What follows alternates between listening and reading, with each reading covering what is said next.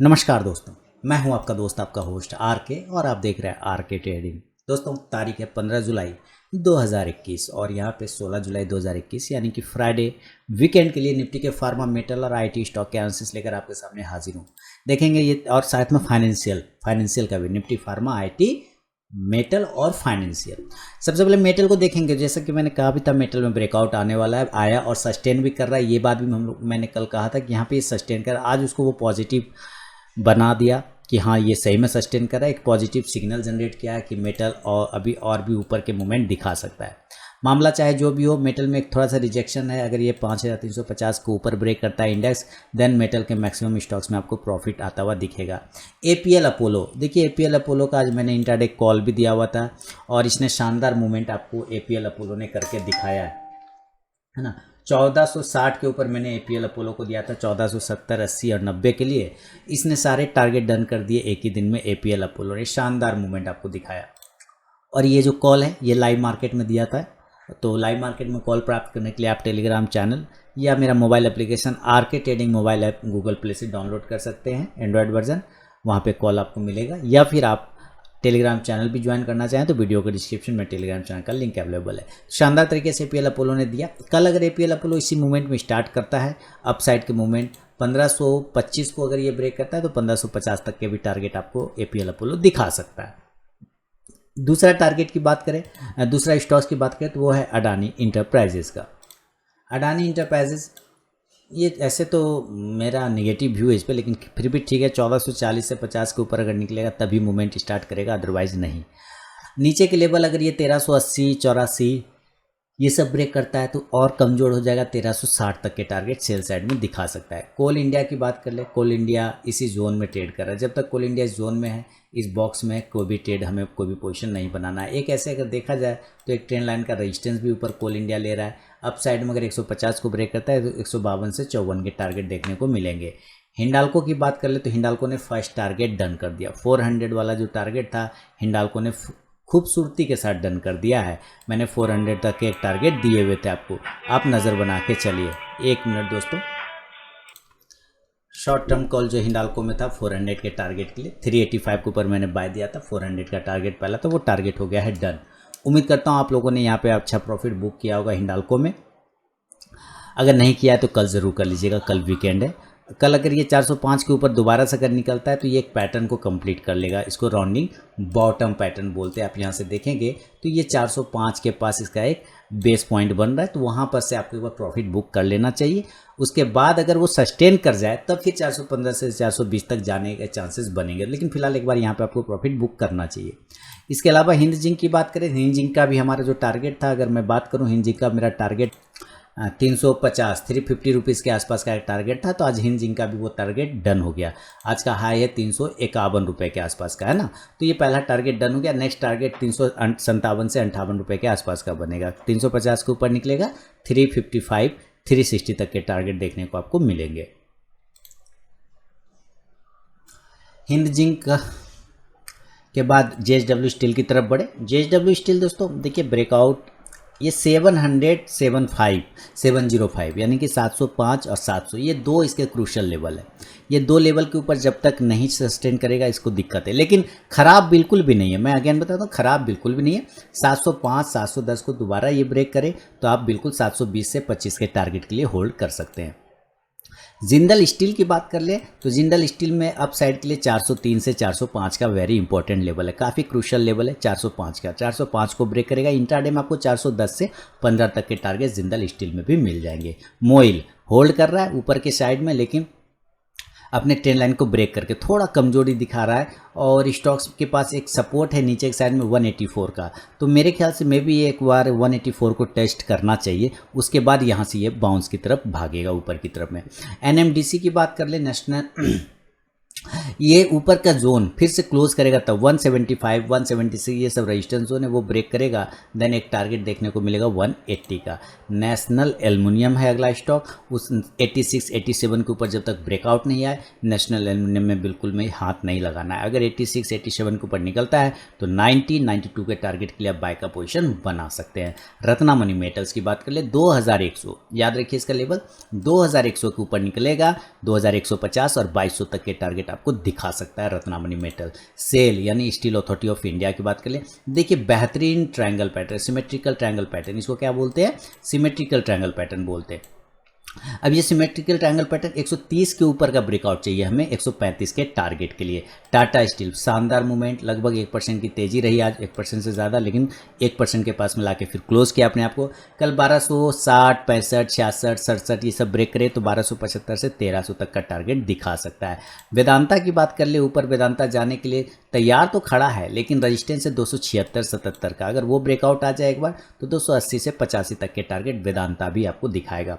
बेलस्टोन Corp की बात करें, होल्ड कर रहा है 155 के पास में, तो मुझे रेजिस्टेंस 160 वाला था वो टारगेट हो गया। यहाँ से जो मैंने एरो लगा रखे थे बिल्कुल परफेक्ट जगह से ये बाउंस किया और ऊपर चला गया। 160 के ऊपर अब निकलेगा तो 165 के टारगेट बनेगा। फिलहाल अभी कुछ भी नहीं करना है।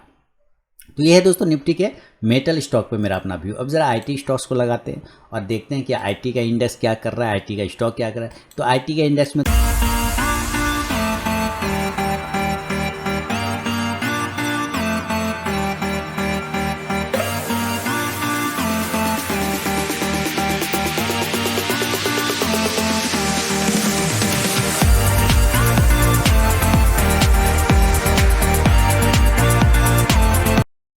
तो तूफानी रैली है जैसा कि आप यहाँ पे देख पा रहे हैं। और अब आईटी का जो इंडेक्स है वो 30,000 की तरफ भागने को रेडी है अपने हाईएस्ट जोन पास। लेकिन अगर हम इसका ये देखें थोड़ा सा एमएससीडी और आरएसआई को भी देखें तो अभी बहुत गेन बाकी है। अगर हम देखें तो अभी तो एमएससीडी ने तो क्रॉस ओवर भी नहीं किया, तब इतनी तेजी है। अगर ये क्रॉस ओवर हो जाए तो और बवाल मचा देगा, है ना, आईटी के स्टॉक तो फिर और बवाल मचा देना है।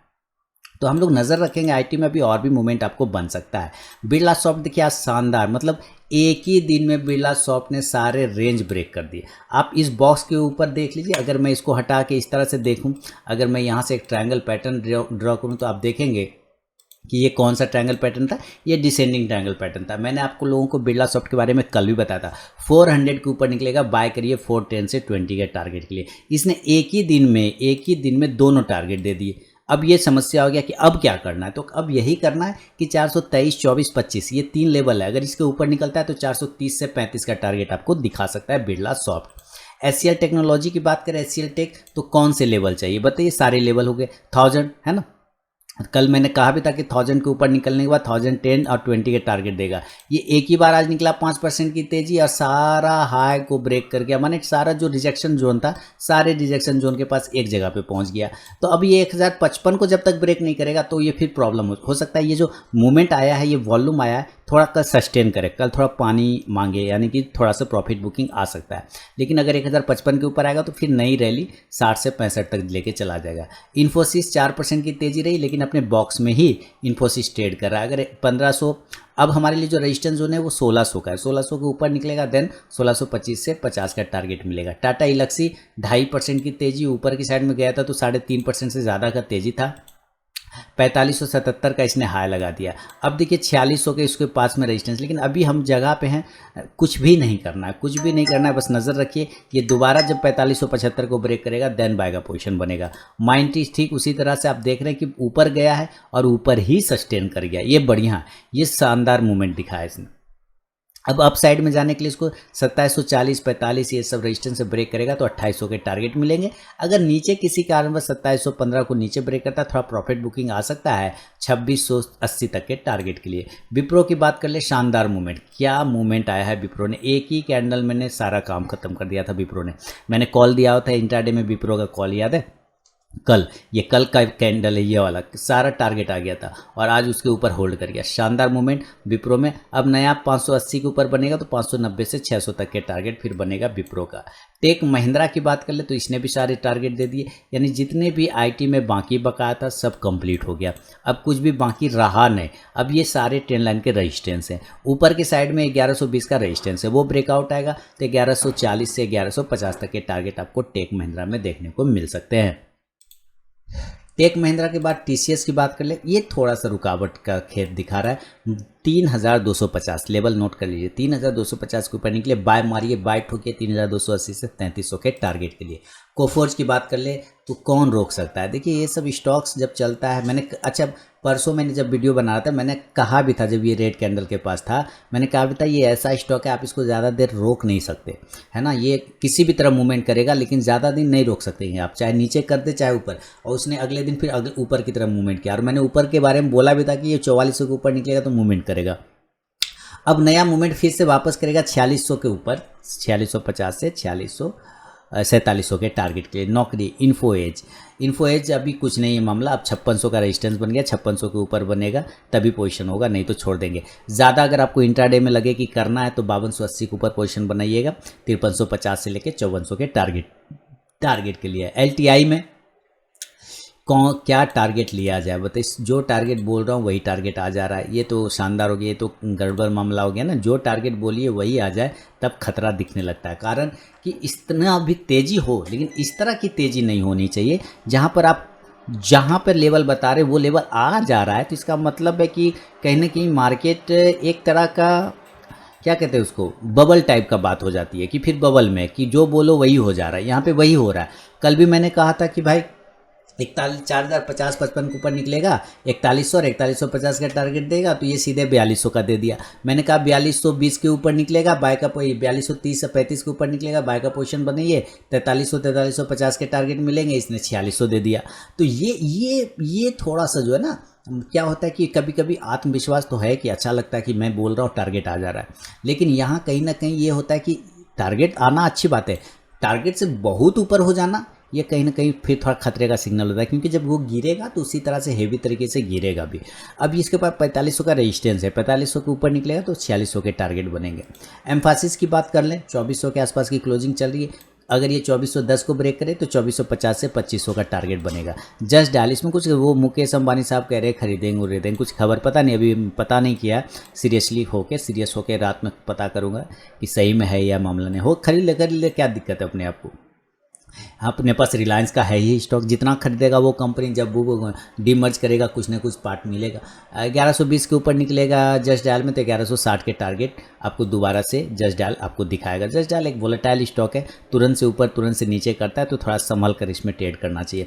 हैप्पीएस्ट माइंड सारे टारगेट डन हो गए। शॉर्ट टर्म कॉल दिया था 1300 तक का चला गया, 1320 तक। आज का अगर कॉल देखें तो 1500 तक चला गया। देख रहे हैं मतलब ज़बरदस्त फोड़ के चलता है मूवमेंट, मैंने फोड़ के चला रहा है। अब देखिए मेरे ख्याल से ये कल कहीं नहीं जाएगा, कल यहाँ साइडवेज हो जाएगा, मेरे ख्याल से कल ये साइडवेज हो सकता है हैप्पीएस्ट माइंड में, इसलिए इसमें मेरा कोई भी व्यू नहीं बनेगा।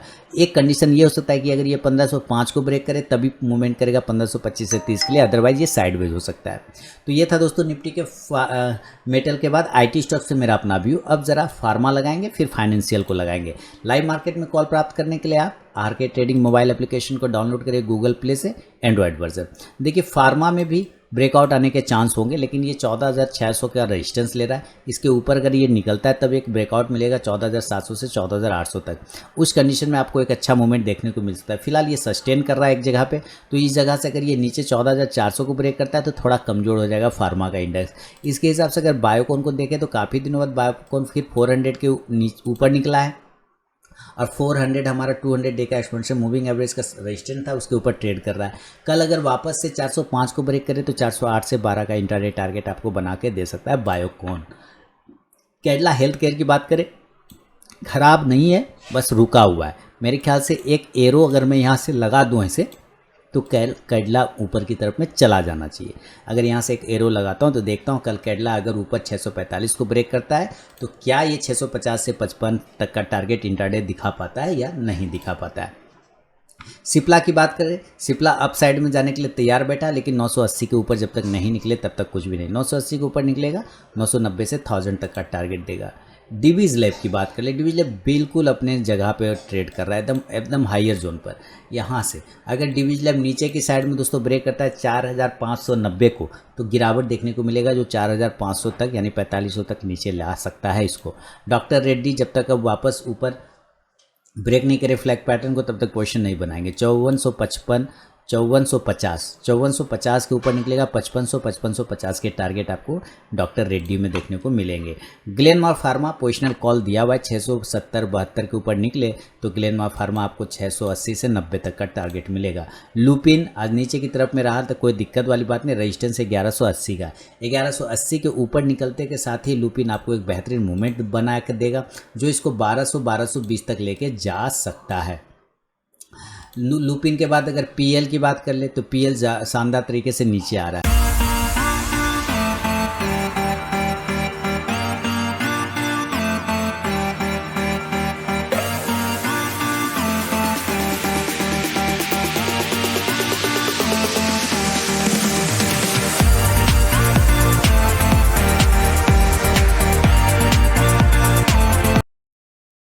मेरे ख्याल से पीएल में जो नीचे है ये एक सपोर्ट जोन है 2250 रुपये का, एक बार इसको टच करना चाहिए। अगर टच कर गया देन यहाँ से ये बाउंस हो सकता है ऊपर की साइड में।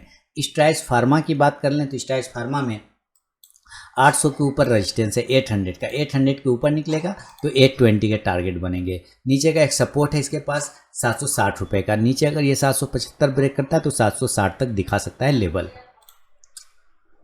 चल एक बार ये 200 DMA को टच कर ले तो बढ़िया रहेगा।